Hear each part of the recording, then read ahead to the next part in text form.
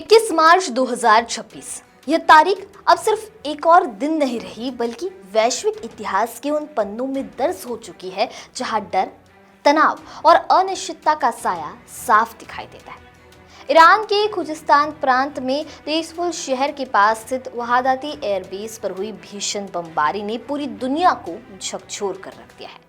America और Israel की ओर से दागी गई सटीक मिसाइलों ने इस सैन्य ठिकाने को इस तरह निशाना बनाया कि वहां मौजूद गोला बारूद के बंकरों में एक के बाद एक विस्फोट होने लगे। मिडिल ईस्ट में तनाव लगातार बढ़ रहा है। इस बीच अटकलें लगने लगी है कि अगर हालात ऐसे ही बिगड़ते रहे तो वर्ल्ड वॉर 3 भी छिड़ सकता है, जिसके बाद लोगों के मन में परमाणु हमले का डर बढ़ रहा है।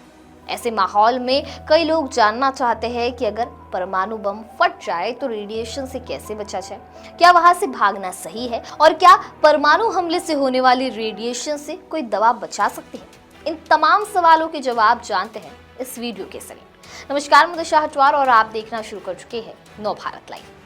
ईरान के खुजिस्तान प्रांत में 21 मार्च 2026 को तेजफुल शहर के पास स्थित वहादती एयरबेस पर हुई भीषण बमबारी ने पूरी दुनिया को हिला दिया।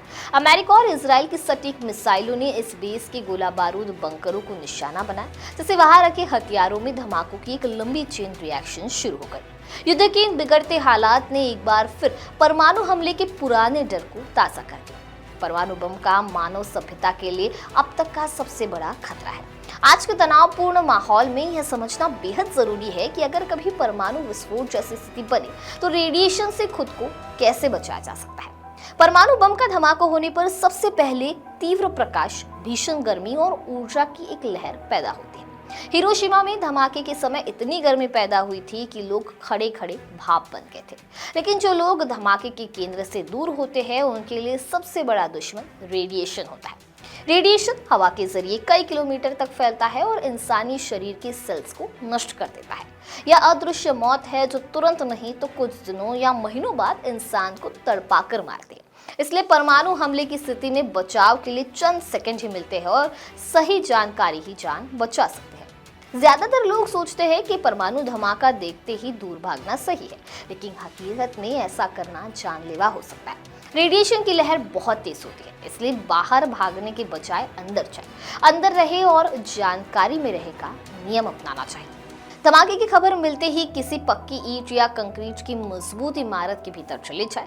अगर इमारत में बेसमेंट या तहखाना है तो वह सबसे सुरक्षित जगह है। कंक्रीट की मोटी दीवारें रेडिएशन को काफी हद तक रोकने में सक्षम होती है। खिड़कियों और दरवाजों से जितना हो सके दूर रहे, क्योंकि कांच टूटने और रेडिएशन अंदर आने का खतरा सबसे ज्यादा वही होता है। यदि धमाके के समय आप बाहर थे और फिर सुरक्षित जगह पर पहुंचे हैं तो सबसे पहले अपने बाहरी कपड़ों को उतार दें। रेडियोएक्टिव कण धूल की तरह आपके कपड़ों पर चिपक जाते हैं। इन कपड़ों को तुरंत उतारकर प्लास्टिक बैग में बंद कर दे और उसे घर के ऐसे कोने में रखें जहां इंसान या जानवर न जा सके। इसके बाद गुनगुने पानी और साबुन से अच्छी तरह नहाएं। ध्यान रखें कि त्वचा को बहुत जोर से न रगड़ें, क्योंकि इससे रेडिएशन के कणों जख्मों के जरिए शरीर के अंदर जा सकते हैं। अपनी आंख, नाक और कानों को गीले साफ कपड़े से पोंछ लें। यह प्रक्रिया आपके शरीर पर मौजूद 90% तक रेडिएशन को कम कर सकती है।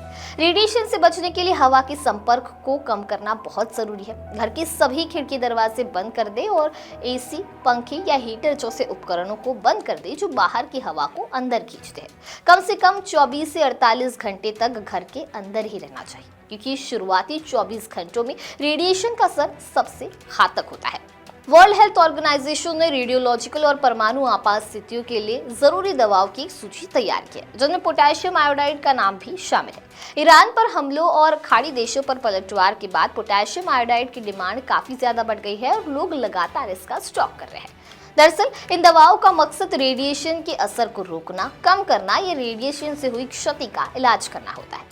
उदाहरण के तौर पर आयोडीन की गोलियां थायराइड ग्लैंड को रेडियोएक्टिव आयोडीन को यूज करने से इसका रोकने में मदद कर सकते हैं। इस तरह कुछ खास दवाएं शरीर से रेडियोएक्टिव तत्वों को बाहर निकालने में मदद करते हैं। इसके अलावा कुछ दवाएं ऐसी भी होती है जो तीव्र रेडिएशन सिंड्रोम की स्थिति में बोन मैरो को होने वाले नुकसान को कम करने में मदद कर सकते हैं। वहीं उल्टी, दस्त और इन्फेक्शन जैसे लक्षणों को कंट्रोल करने के लिए भी अलग अलग दवाओं का इस्तेमाल किया जाता है।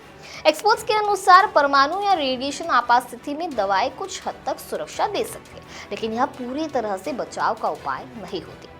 आज जब देशों के पास अत्याधुनिक हथियार है तो एक छोटी सी चिंगारी भी बड़े विस्फोट का कारण बन सकती है, और अगर इसमें परमाणु हथियार शामिल हो जाए तो इसका असर पूरी मानवता को भुगतना पड़ सकता है। इस बारे में आपकी क्या राय है, हमें कमेंट सेक्शन में जरूर बताइए। वीडियो पसंद आया होगा तो इसे लाइक और शेयर करना ना भूलें, और ऐसे ही तमाम अपडेट से जुड़े रहने के लिए बने रहे नव भारत लाइव के साथ।